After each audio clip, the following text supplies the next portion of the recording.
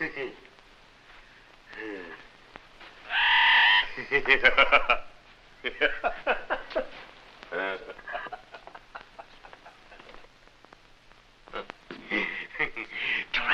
Galatea.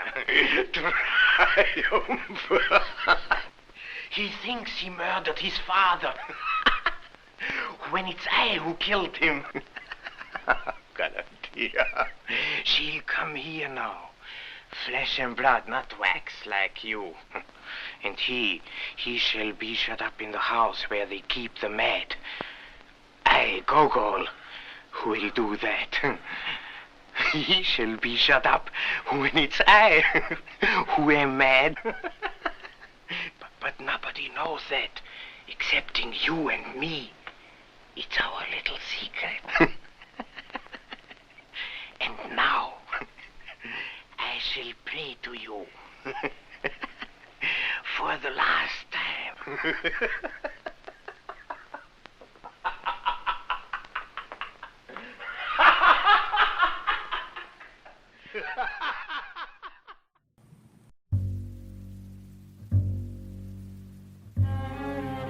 You are listening to They Must Be Destroyed on Sight. The following podcast contains adult language, adult situations, and spoilers for the movies discussed occur often. You've been warned. Now, take it away, Dr. Rausch. They must be destroyed on sight.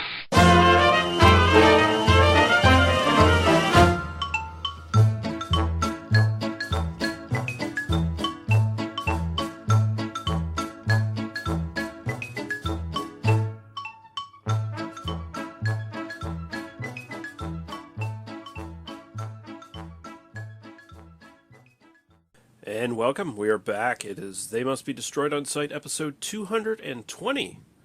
And I'm your host, Lee. I have conquered science. Why can't I conquer love, Russell? And I'm joined by my co-host, Daniel. If he doesn't cough, he doesn't love you. If he coughs too much, he has a cold. Harper, how you doing, sir? That sounds like a definite thing in the age of coronavirus, for sure. Mm-hmm. Yeah, nothing but incels and people with corona. That's all that happens. Yeah, that's all that happens. Yeah. But we're back. We're still in 1935, but this is our last little look in 1935 for a while. We're going to be covering Mad Love with the great Peter Lorre. Before we get into that, we do have 2 comments to get through here. So 2 YouTube comments, and both good YouTube comments. Oh, nice. Yeah. First, where's the movie? No, we did get a couple of those in foreign languages, but they were not as nice as Where's the Movie. They were like, someone had I guess it's a fairly common word for motherfucker in various Muslim dialogues and stuff like that. Or dialects, I should say. And, sure. Yeah, okay. Yeah.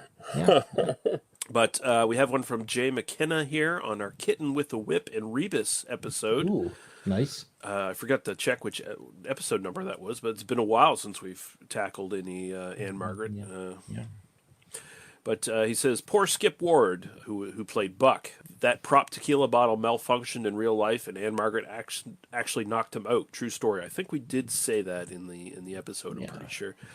Skip was also the co-star, never the star. Warner Brothers signed him as a B version of Troy Donahue, and that seemed to cement his supporting actor status. He was part of the hot teen scene in the early 60s and co-starred with Elvis in Easy Come, Easy Go in 66, and with Anne Margaret in Kitten with a Whip.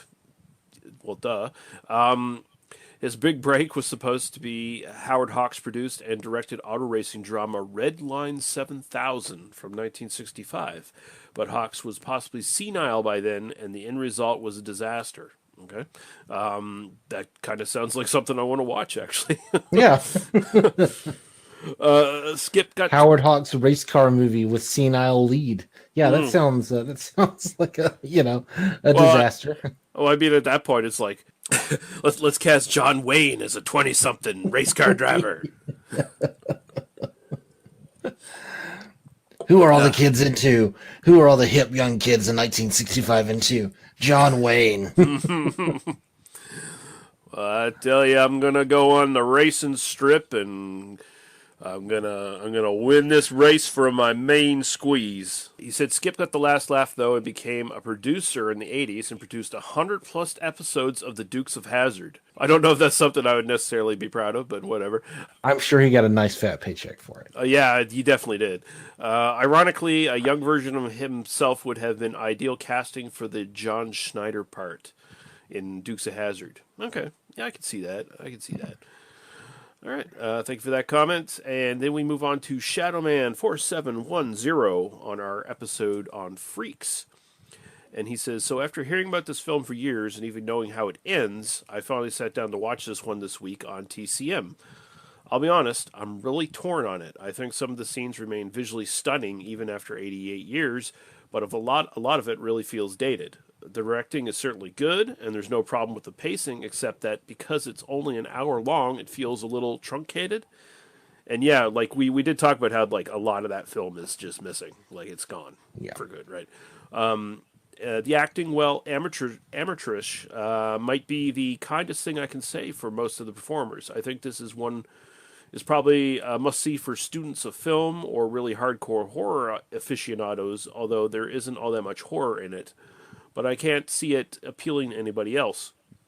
I'm glad I watched it, but I'll be doing that again anytime soon. It's certainly not going to be on my yearly Halloween watch list. That's fair enough. Yeah, I mean, it's 88 years old. What do what do you want?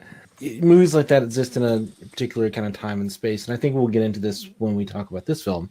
Is that the whole thing is comedy and horror ages really fast. Ultimately, it really is. The stuff that really stands the test of time is like few and far between, and a lot of stuff from that era you sort of grade on the.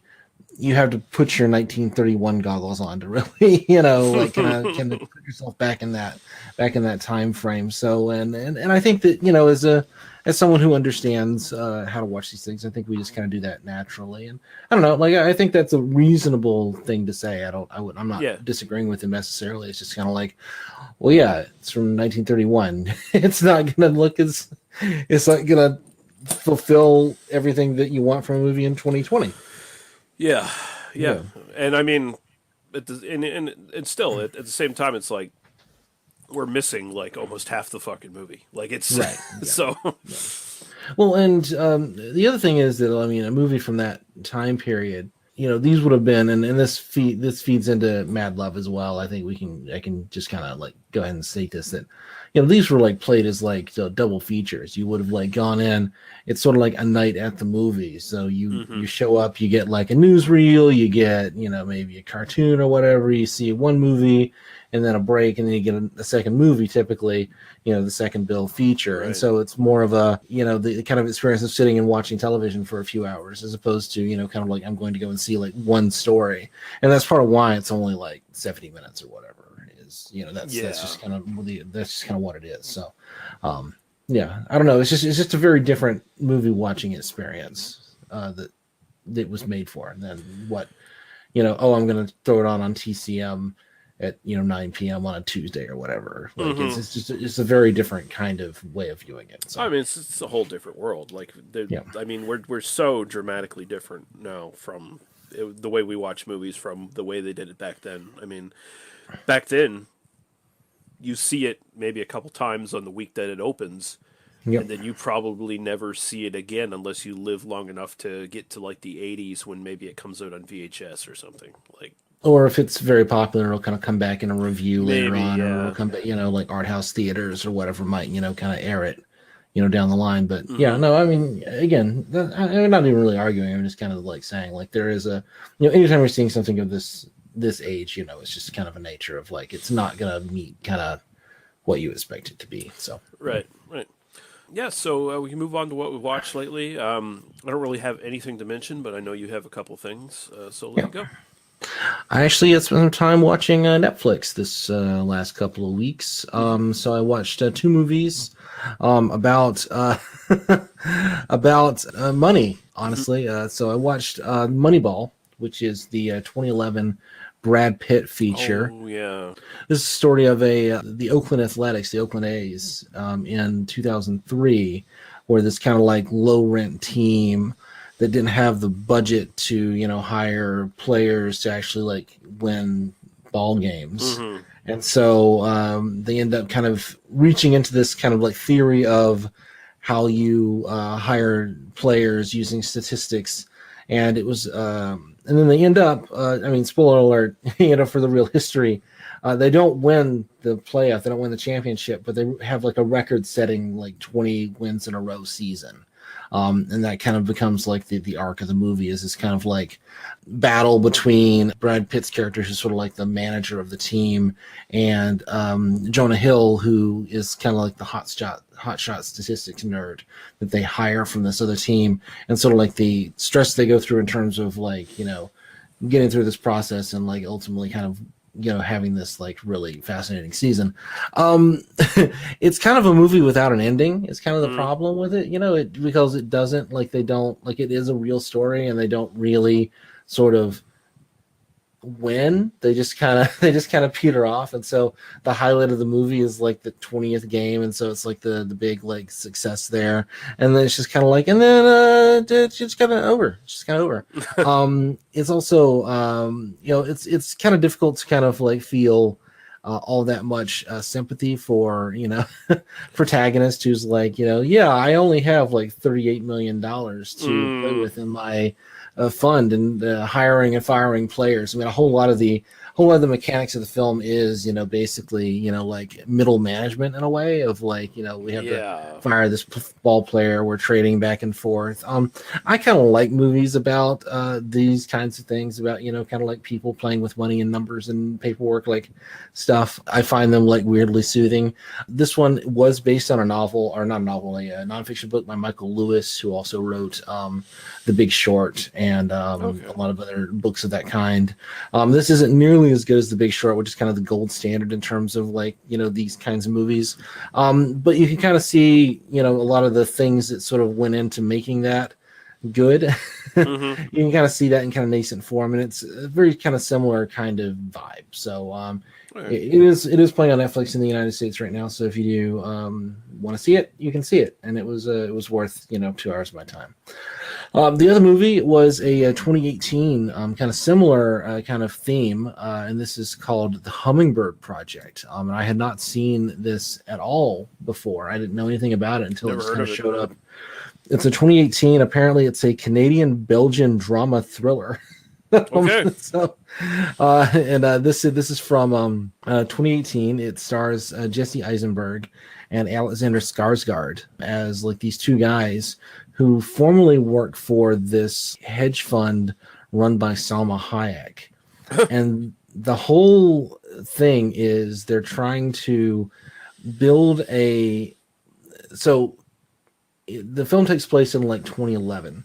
And the idea is that at that time, Wall Street was starting to move into high frequency trading based around computer algorithms. And so the whole idea was, if you could get information a few milliseconds faster than your competitors, then you could kind of like jump to the head of the queue and make like fractions of a penny per share more than the other guys, but that like competitive advantage could be worth like billions of dollars if you could kind of execute that consistently. So it's like the plot of Office Space, where they're skimming the penny off the banks, or I mean, it's not even, I mean, it literally is just like, and so the whole thing that these two guys do is they've like developed this plan of, there's this like big data center in Kansas, and if we draw like a super straight fiber optic line between this particular like trading center in Kansas to New York City, then we can trim the transmission time of the trades is like 16 milliseconds. And that gives us like a millisecond or two faster than the other guys. And so we can make millions of dollars. And so these guys basically leave Salma Hayek's firm and then kind of go off in secret. And the whole thing is like they hire a bunch of guys to like dig this line. And the drama is like they're digging this line and then trying to like get the crews to work. And so it's a really kind of interesting like idea. And there's a lot of characters in it. It's a lot of stuff happening because Jesse Eisenberg ends up like, he gets cancer. Like You know, he gets stomach cancer, and it's fatal stomach cancer, and it's like, no, I have to build the line. I'm obsessed with the line. I have to get this done. And he's like taking on all this debt from these venture capital funders and everything. And then Alexander Skarsgård, who's really good here, is the nerdy guy whose job it is to sit in a hotel room and figure out how to solve the algorithm to get the transmission time from 17 milliseconds to 16, because 17 is too much. Like, you can't actually you can't actually win at 17. You have to be at 16 or below. And so he spends all his time like getting like obsessive with numbers in the hotel room. And it was definitely worth a watch. Again, it's on Netflix. It's an interesting movie. Again, it kind of you think this might be built on a real story, and it's built on kind of a real idea. And there was a sort of like idea of like building these lines, and companies did build these super fast lines, and then eventually in real life they go on and do like a microwave transmission, which is even faster than the line is, and that actually ends up playing into the film somewhat. So there is some kind of interesting stuff, but there's a lot kind of going on, and then it just kind of like. But it's very like highly fictionalized, and it's highly kind of it's like, I'm dying of cancer, but I have to build the line. But there's no real clear idea of like why are you actually obsessed with building the line? Because it doesn't seem like you really need the money that badly. You've got other options to do with your life. Like, you don't really get the obsession except for like we're just kind of told he's obsessed with it, right? And so there's a lot of drama that's kind of built into it that way. And then it ends on this kind of thing about like. It turned out there was this Mormon family that they kind of fucked over in the process, and then they learned to be better men by, apologizing to the Mormons. Oh, yeah. Which, it's well acted. It's pretty well done. It feels very made for TV movie in a way, in terms of, this kind of like, something that I might have caught, on like basic cable in the 90s sort of thing. It's got more of like indie cred kind of look to it. And it's definitely sort of more modernistic than that. But in terms of its sort of like its pleasures are mild, but there. But it is kind of a mess overall. But again, it's an hour and 45 minutes long, and it's it's a fun little watch if you're interested in that sort of thing. So I kind of like people who they work in like the financial industry or whatever, and they already have like more money than they're ever going to fucking need, get like hoisted on their own petard because their obsession with getting more money just fucking kills them. Like I like that a lot. But, yeah. It is like, it is like a lot of these movies are like, I'm the scrappy underdog. I only have $50 million to play with. Yeah, it's like fuck you. Yeah, no, it is very much like that. But I'm going up against like the billionaires, and so therefore I'm, you're the good guy. You're the good guy. I'm the good guy, let me fuck over my employees because I've got to get this in under budget. And so there are some like kind of more like kind of working class characters that show up there, and it is like a very kind of, as me describing it does have a lot of kind of nerdy pleasures in that sort of vein. But again, it's worth checking out if that sounds interesting to you. Nice. It was diverting for an hour and 45 minutes, so cool. All right, we're going to take a quick break. We're going to play a little bit of music, a podcast promo, and we're going to come back and talk about Mad Love. How about throwing a little beach party for yourself and letting these people to get to know you oh so better? Hey kids, it's me, your good friend Alistair, here to tell you about a wonderful movie podcast called Get Soft with Dr. Snuggles. What happens is, every 2 weeks, the love of my life, Siobhan, and I are joined by a cast of friends, family, internet weirdos, and special guests to guide you through the wild and woolly world of erotic thrillers and softcore films. Everything from alien abduction, intimate secrets, to Zarita, Passion's Avenger, and all points in between. Check it out now on iTunes, Spotify, or wherever you get your podcasts. What's that horrid man talking about?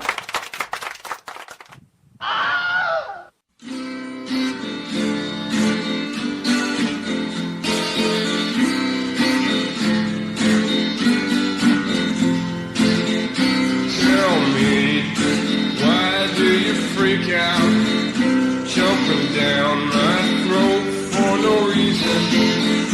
If I knew what the hell was going on, I would tell you to take a chill pill, 'cause you should know better than to run around with your head cut off.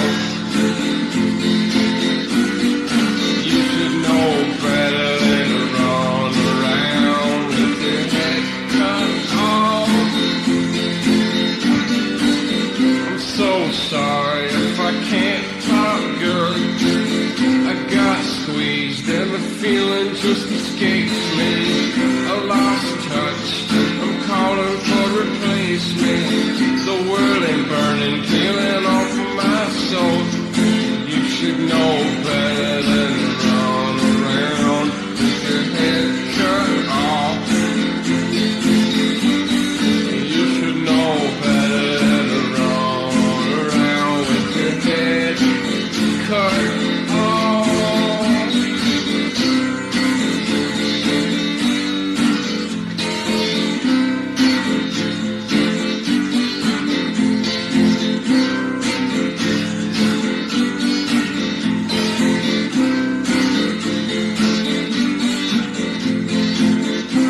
This is just a move I bust, locked inside cardboard jail.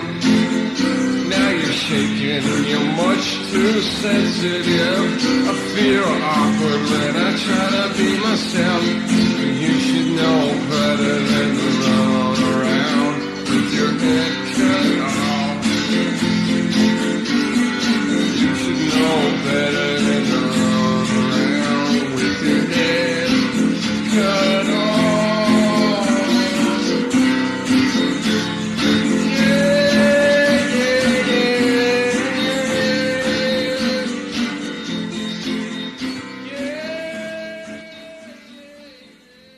All right, we're back, and we're going to be talking about Mad Love from 1935.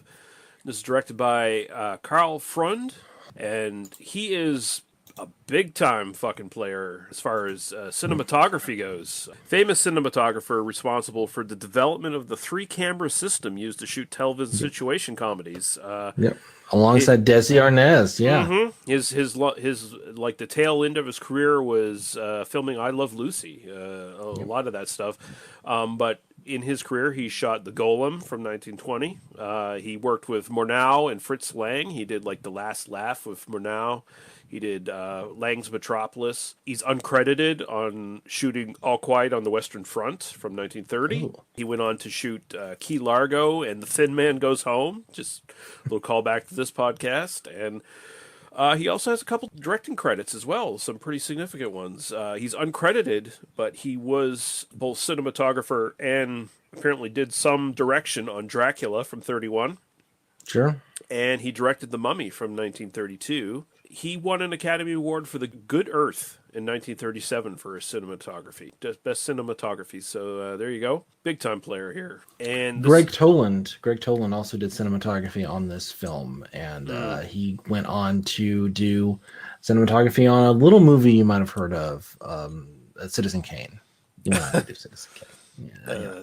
That's from that fucking hack Orson Welles.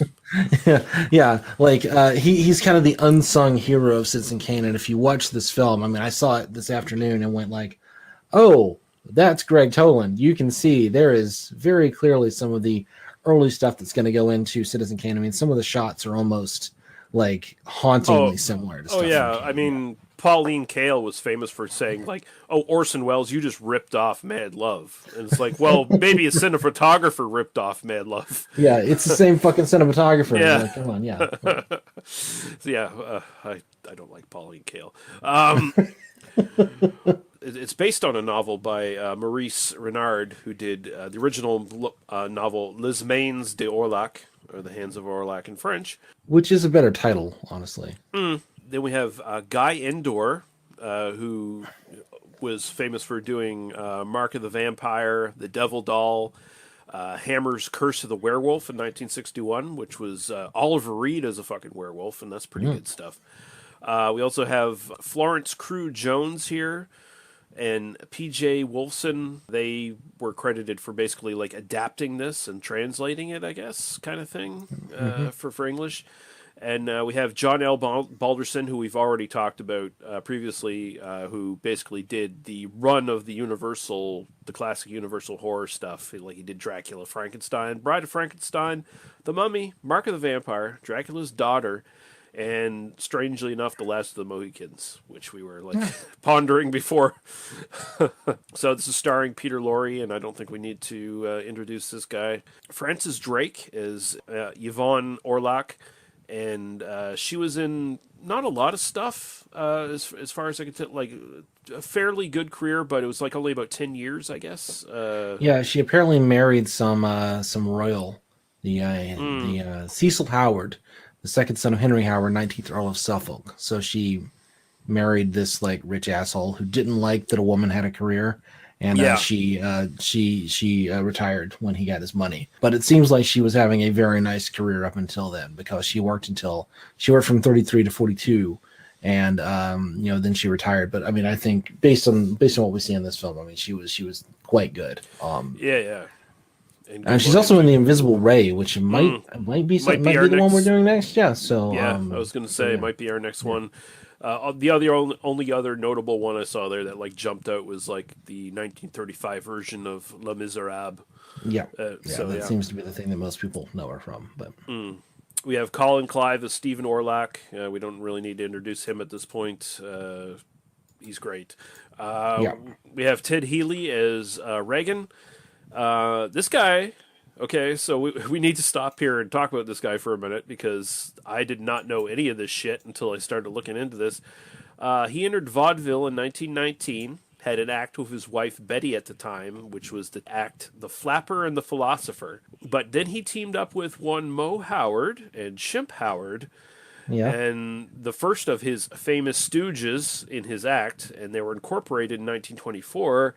And then there were various combinations of Ted, Betty, and the Stooges, and they appeared on Broadway and continued to tour vaudeville to 1928. In 1933, Ted and the Stooges were signed by MGM and were featured in a variety of shorts and features, and with Healy more and more frequently appearing alone as character roles.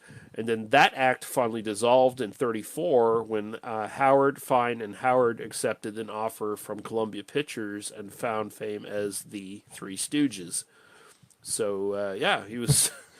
he was one of the creators of the Three Stooges. Mm-hmm. Yeah. Well, I was amazed by that. I was like, okay, there's some shit happening.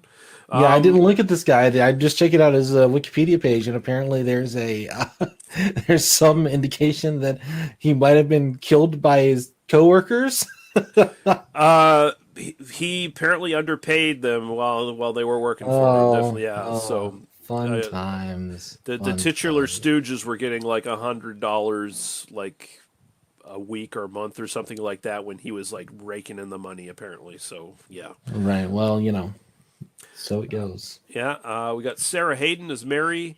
We have Edward Brophy as Rollo the Knife Thrower, and he was in The Thin Man. Nice. And he was also in a different role in The Thin Man Goes Home in 1944. We got Henry Kolker as Prefect Rossett. We have Key Luke as Dr. Wong.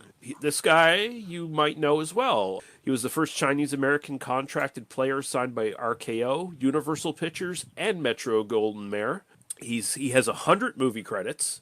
Starting off, his big sort of breaks were as number one son as Lee Chan in the Charlie Chan films, one of the ones we've covered. He is probably most famous as the ancient Chinese grandpa in Gremlins and Gremlins 2. Nice. Yeah, he's that guy, eh? Nice. 50 years later, still acting. Nice. Mm-hmm. Nice to see. Yeah. I think it was like kind of a return. Like if you look at his IMDb, he's sort of like slowed down for a little while. He was doing mostly TV, and then he came back to film with Gremlins and Gremlins 2. Apparently, he's one of the founding members of the Screen Actors Guild. That's pretty cool.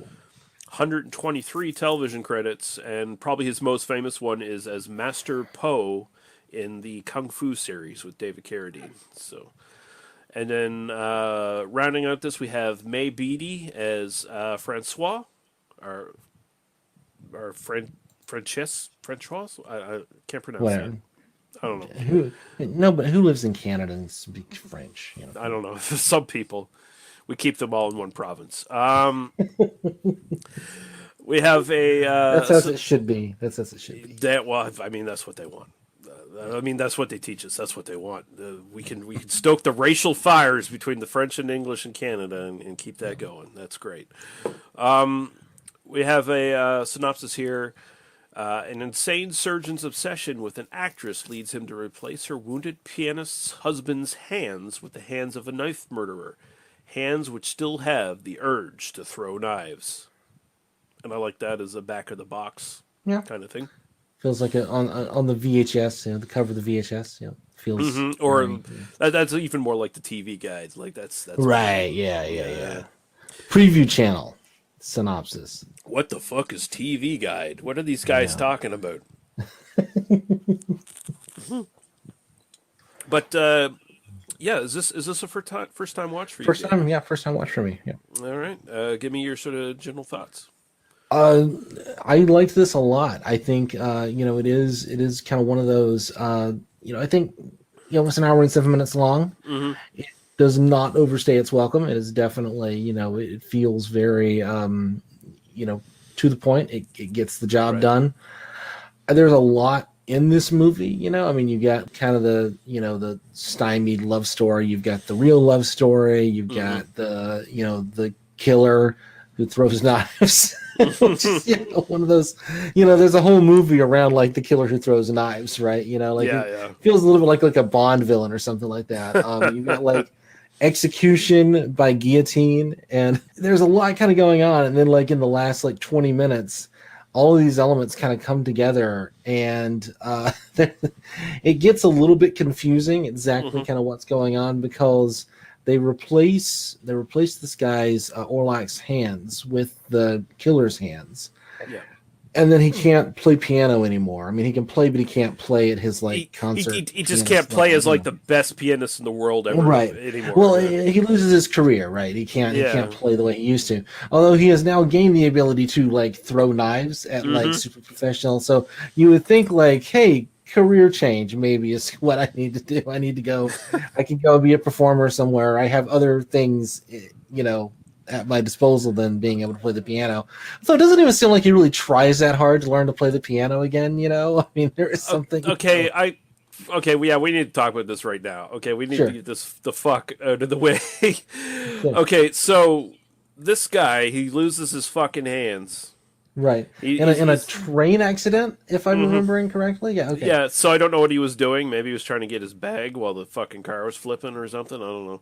But fucking, oh my God. So it's not, so presumably this is, I guess it's set in the 1930s, right? It seems to be contemporary to, the time period, yeah.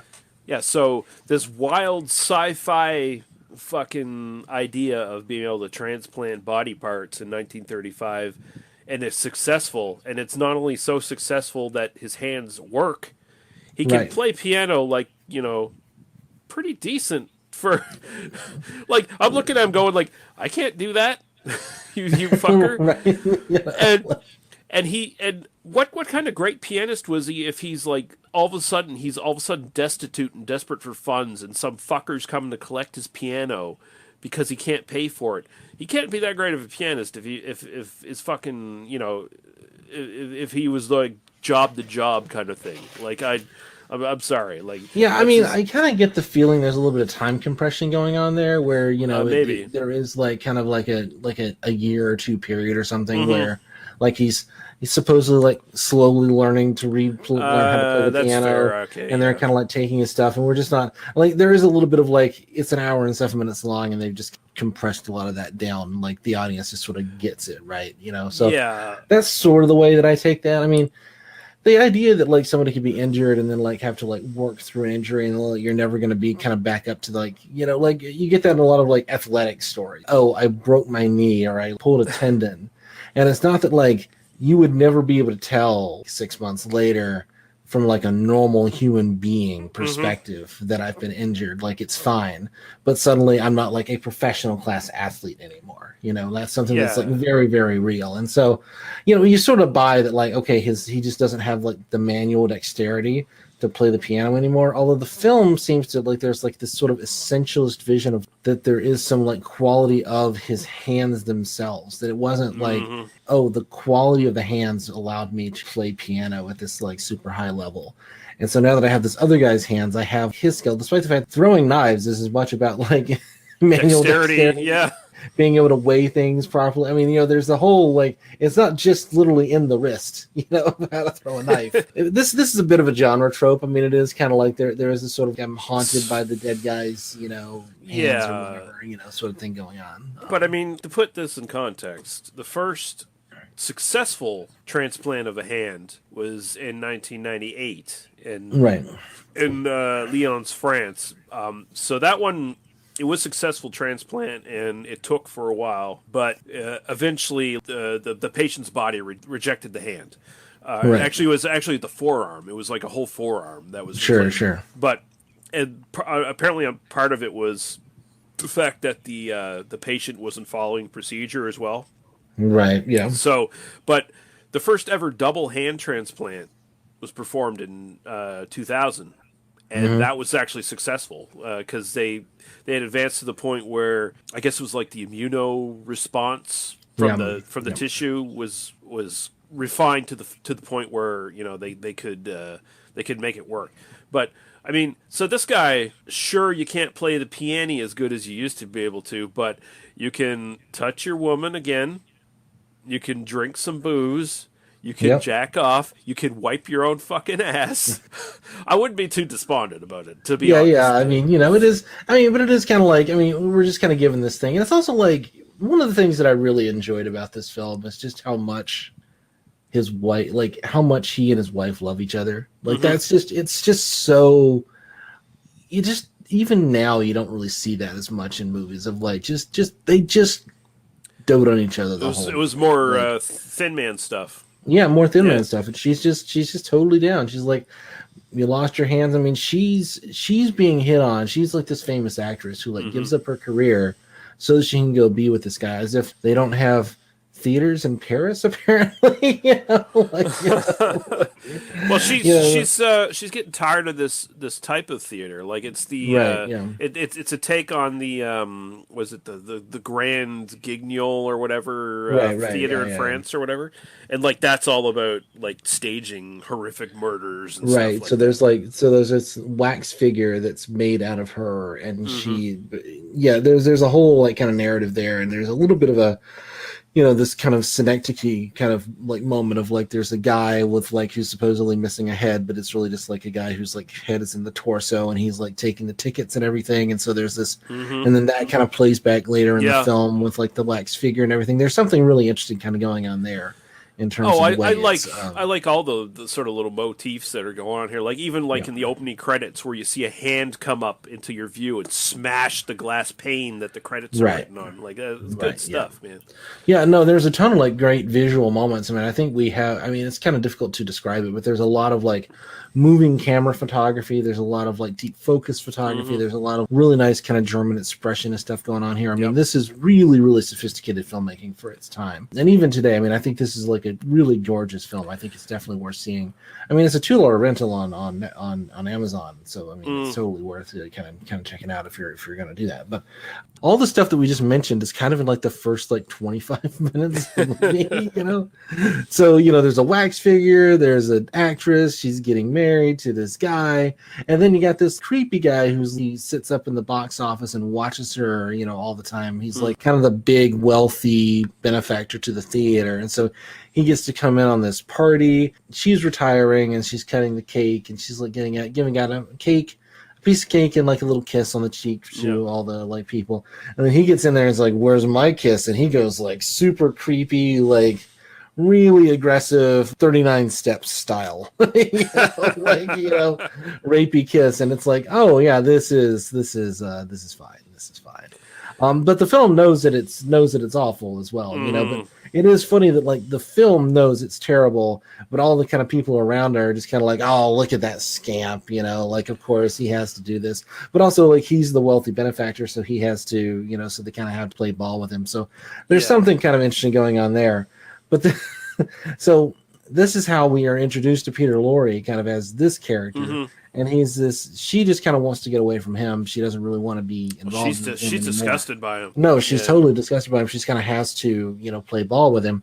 But then when her husband's hands are injured, she's like, okay, well, I can make this happen because this guy will, kind of do this because, I can basically just ask him, and because he loves me, he will do the thing. And you think that's going to kind of be an element, but then that doesn't even really, it kind of comes back at the end, but like she doesn't really have to give up anything for that. It's more just like she asks him and he says, okay. And then he does the surgery. But then there's also the guy, like the killer, who just happens to be executed on the same day, So there's a lot of kind of coincidence happening right there in that middle of the film. And then at the end, it just kind of becomes like all these kind of plot threads come together at once. And Peter Lorre as Gogol goes like completely nuts. And he starts, kind of getting into this like obsessive, like hallucinatory, kind of fugue state, and really gorgeous photography. But you do kind of start to feel the limitations of the runtime towards the end. Where it's not so much that I want it to be longer. I do want to do longer, but as much as I think, man, there's a lot here, and I wish we spent more time on like this element of the film instead of like kind of cramming it in the last like 10 or 15 minutes. So it feels kind of unbalanced to me. There is a lot going on for an hour, 8 minutes. Outside of like the sort of love triangle thingy, they put in this police procedural underneath it. You even go as far as to have like a proto true crime buff on the train who is obsessed with the knife killer. He's like, he wants to get his autograph and wants to hear about his life. I've got 100 autographs here. You know, he's Billy Gilbert as the autograph seeker on the train. Yeah, and you know, he in 2020 he'd be doing a podcast on like John Wayne Gacy or something like that. Yeah. You know, but yeah, there is maybe a bit too much going on, but there's all these really great sort of striking visual moments in this that I really like. I like the aftermath of the train crash. It looks like a fucking plane crashed there. Like it's that massive. You get onto the visuals of how Peter Lorre later on in the film, he disguises himself with the neck brace and he puts on like those weird hands he's got where he's trying to basically gaslight Orlac into thinking that he's the murderer, right? Is like, oh no, that's really interesting stuff. To where like he kind of shows up, and you think, oh my god, it's this like kind of more body horror stuff where like he actually did sew the killer's head back on and gave him this set of like mechanical hands, and this is going to be like again kind of like the James Bond villain kind of figure, like this person is going to be like the big heavy for the rest of the movie. And then ends up, it's just it's just Gogol. He's just Peter Lorre hanging out and being like, this guy thinks he killed his dad, but it turns out I killed his dad. Look at me, I just set all this up for myself. And it's like, yeah, no, there's a whole like hour-long movie just in that little 10-minute section right there. Yeah, I like that, and at the same time, I still have like a bit of sympathy for Lorre because he's like he's obviously this really awkward, socially inept, but he's also super professional at what he does. He's a guy who sews 2 donor hands on a dude. Well, not donor hands, but new hands on a dude, and they work.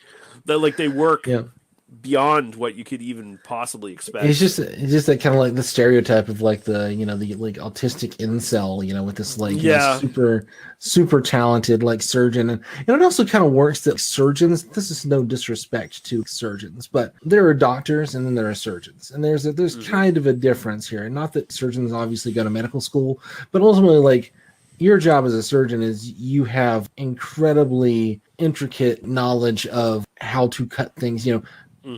Cut once, measure twice, sort of, kind of thing. Like, it really is more of a mechanical, practical skill as much as, anything. And there, you even kind of get jokes and, various kind of medical dramas of like, no, I'm the surgeon. I just show up and they say, like, cut here, and I just cut. Like, I don't have to know any of that. Like, it's just, I mean, it is a very different kind of skill set. Yeah, surgeons don't have to talk with people. They just have to do their job, right? Right. And they don't have to, and it just is a very kind of different kind of experience of being at that level of medical professional. I mean, there are people whose, your entire job is to do like one very specific, highly technical surgery. And so you make the exact same like cuts on 10 patients a day for for a career, because it just has to be done. That's just your job, so it's very, very worthwhile. But it does kind of make sense that he is this guy who, like, I'm completely socially awkward. I have like no ability to kind of deal with people. I've got this team of people all around me, and you even get like there's a lot of like really good footage of kind of putting the dressings on and like washing his hands and doing all the thing, and you really get the sense of that's not what real like operating procedure, like kind of dressing for an operating room kind of looks like. Is you kind of come in, you're literally just, you have your hands up, somebody puts the gown on you, you've got a mask, you've got all this kind of stuff, and you just kind of walk in and then you just hands it down and do the thing. Somebody's like mopping your brow because like it has to be like all sterile and everything.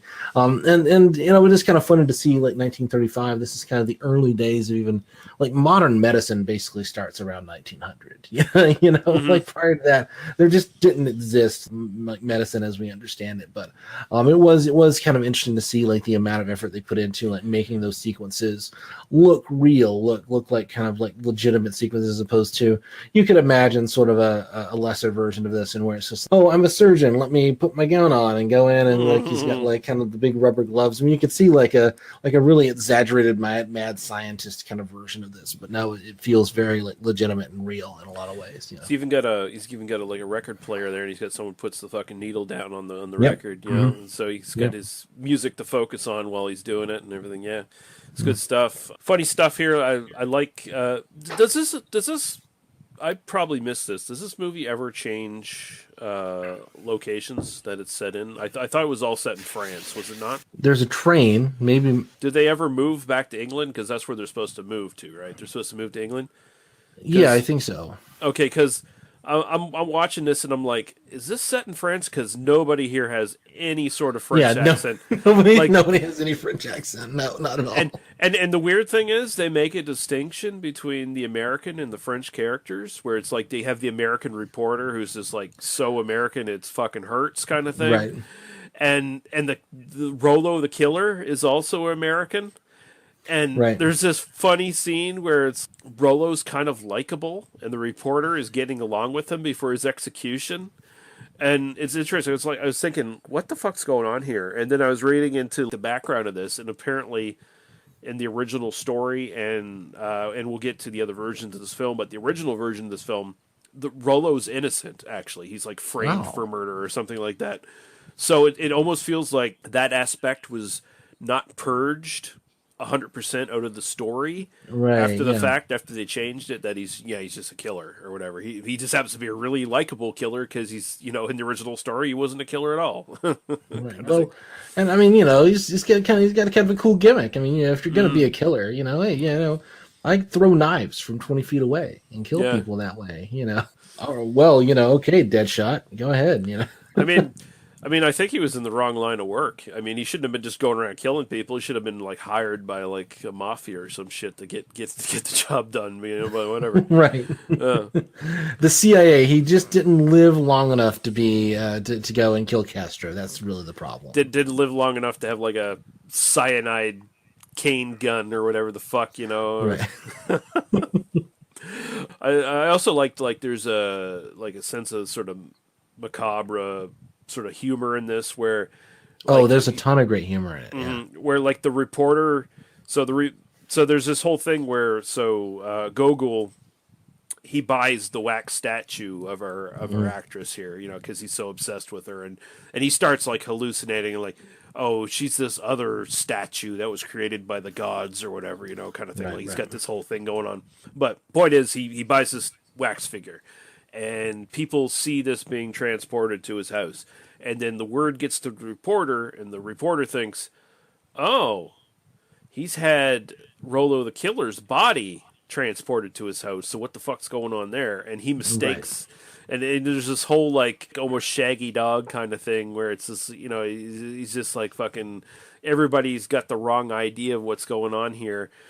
And that eventually leads to our actual, our heroine here, the actress, showing up at Gogol's house, and the housekeeper, who's a blind drunk, with a parrot on her shoulder half the time, and she hallucinates and thinks that the actress is the mannequin, and it's gotten loose, and so she shoos her back up to the room where the mannequin is and locks her in there, which is just like, okay, and when she tries to talk to the housekeeper, the housekeeper's, oh shit, now the mannequin's talking. I need to get the fuck out of here. And she runs out to the street. The film knows how ridiculous the material is, and it does, like, it leans into.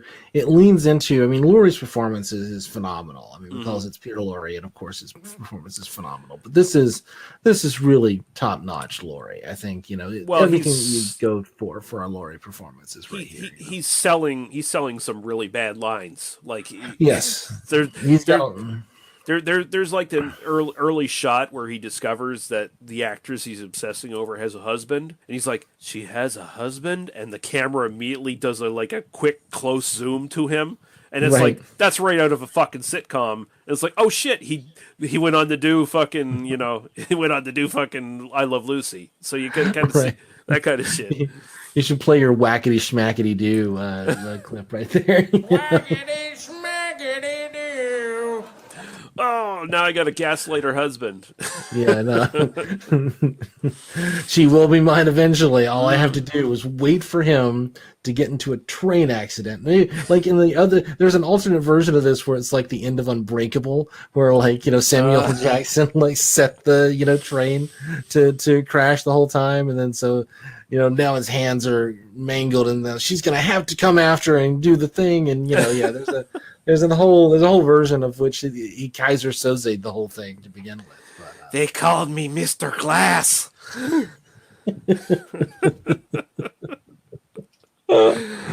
Yeah, no, but there's a lot of great humor in this. I mean, it does have like kind of a dark sense of humor. It's got again a lot of great performances. I mean, Lorre is obviously kind of the star here, but I really liked. I got to mention this. I liked Frances Drake as Yvonne Orlac. I think she's really good. She's really good.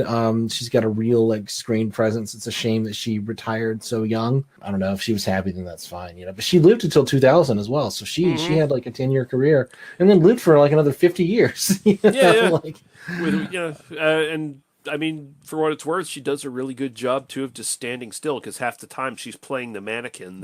She's playing the mannequin. So no, she's great. Colin Clive, obviously, I mean, he's great here. I mean, it is just like it is funny. Like this is a long list of really talented people that made this thing, and it's kind of a shame that I don't remember exactly how I found it. I found it through just kind of Googling titles. I think when I was kind of starting to put the list together, but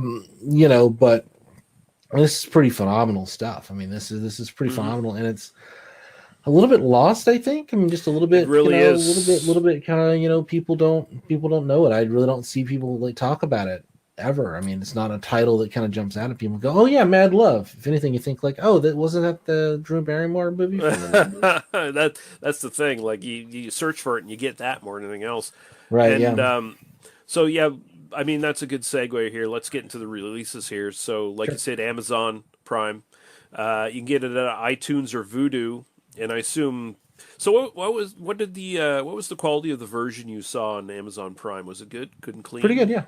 Clean copy. It had some cigarette burns, but other than that, it looked fine. I mean, it didn't. I don't know if it was standard definition, so I don't know if there's kind of a better quality version out there. But it looked, it looked fine, but it didn't look great. Let's put it that way. Okay, so for people out there. The version I watched, which is, the free version that you can find pretty much online, is Las Manos de Orlac. It's under that title, but it's on the Internet Archive, and it's still the English language, and it's just got like Spanish titles or whatever underneath it. So there are DVDs of this, but they are also very hard to come by. I guess they're pretty much out of print. There was a Warner Brothers Hollywood Legends of Horror collection from 2006 and also re-released in 2016. And it also comes with Mark of the Vampire, The Mask of Fu Manchu, Dr. X, The Return of Dr. X, and The Devil Doll.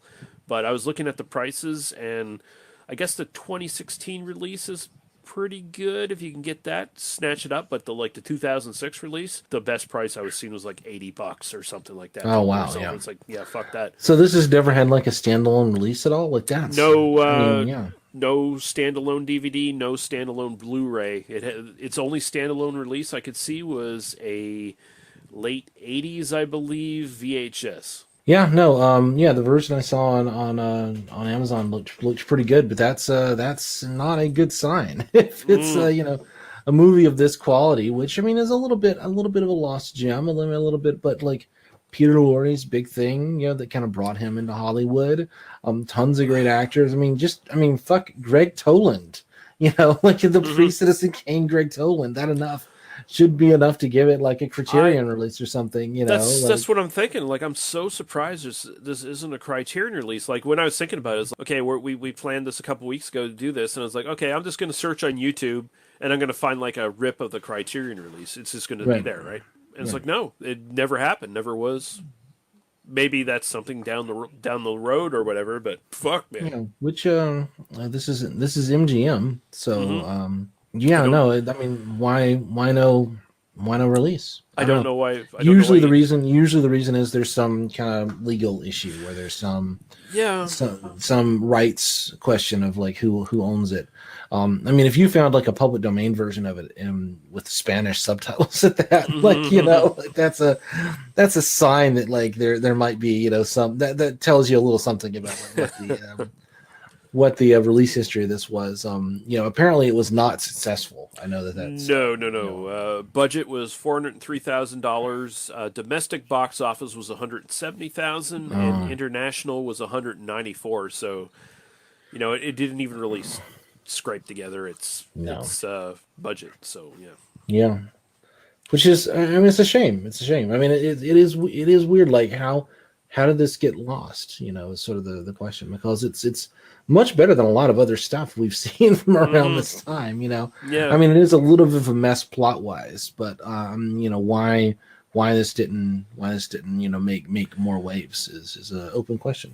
Yeah, even then it's like, you know, it's a mess, but it's only an hour of a kind of a slightly messy plot. It's like, it's not like they've extended it for like 2.5 hours. It's like, oh, get on with it, motherfucker.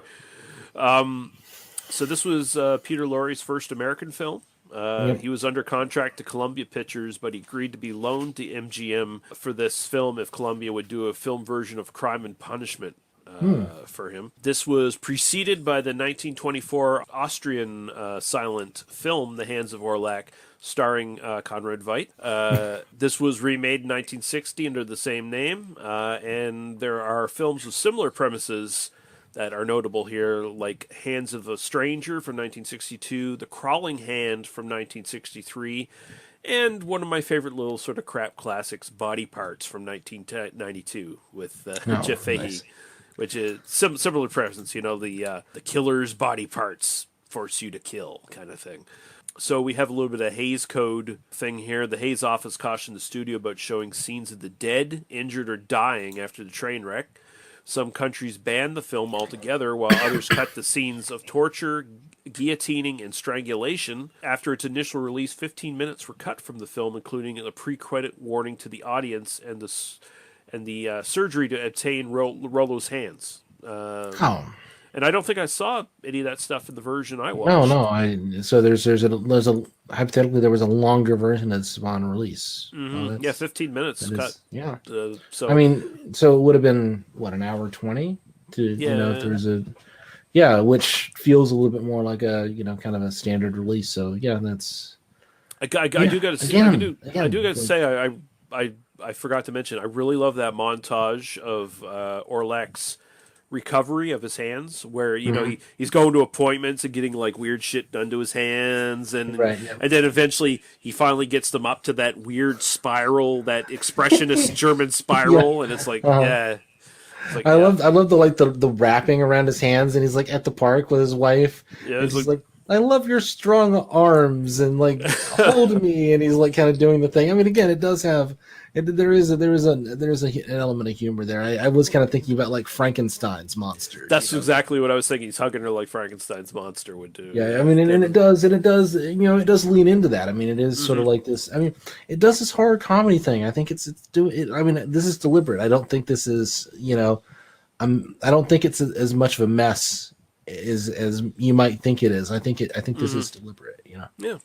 So are we going to do the Karloff film, the Invisible Ray? Visible Ray. You want to do that next? We'll do that next year. No problem. Cool. Cool. I'm recording this on Halloween, so you know, like our Halloween show, and it's a good movie. It's a good movie. Yeah. You know? Yeah. And it was nice to watch on Halloween, honestly. So, you know, Halloween of coronavirus. So which might be next Halloween and the Halloween after as well. You never know the way things are fucking going, man. Yeah. I mean, Britain's about to do another one of their little bullshit lockdowns, but you know, because they didn't do a proper one the first time. Yeah, I mean, you know, cases are spiking. Election day is only a few days away in the United States, and so we will see. We will see.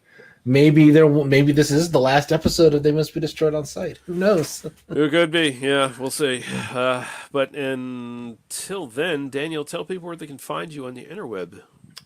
You can find me on Twitter. I'm at Daniel Lee Harper, and I do another podcast about Nazis. I talk about Nazis. It's called I Don't Speak German. I don't speak German.libsyn.com. I also did a recent episode of a podcast called Embrace the Void, which is a philosophy podcast about the work that I do tracking Nazis. And so if you have not listened to I Don't Speak German and want kind of an intro to that, that Embrace the Void episode would be kind of worth checking out. And I don't have that URL handy, but we can put it in the show notes so you can. Yeah, check it we'll out. do that definitely. Yeah. You're also it's a couple weeks now back, but you were on Jacked Up Review Show talking about Law and Order.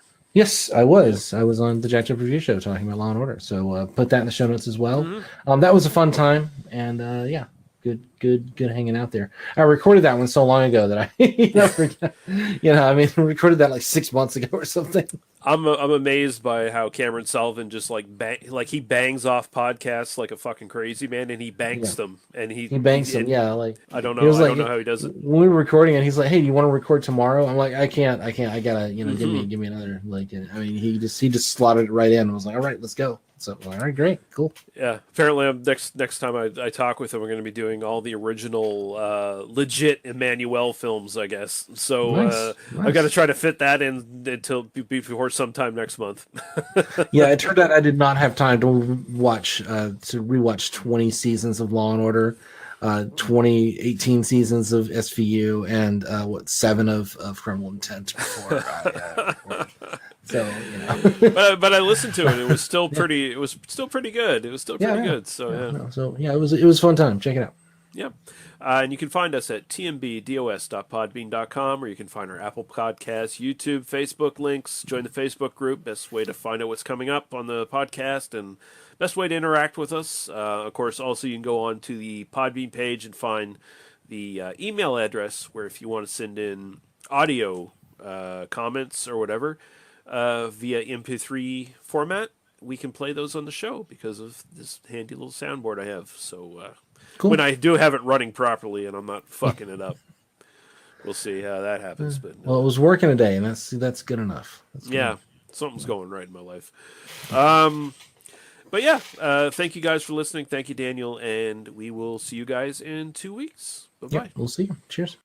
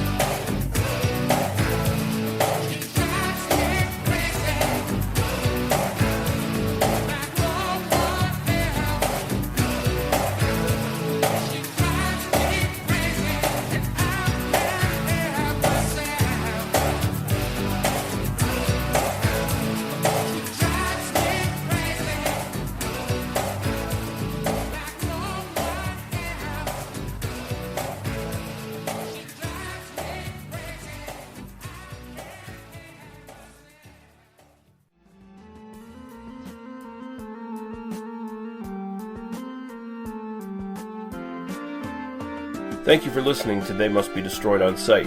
For further episodes, our Apple Podcasts, Facebook, and YouTube links, please go to tmbdos.podbean.com. Thank you. Drive through.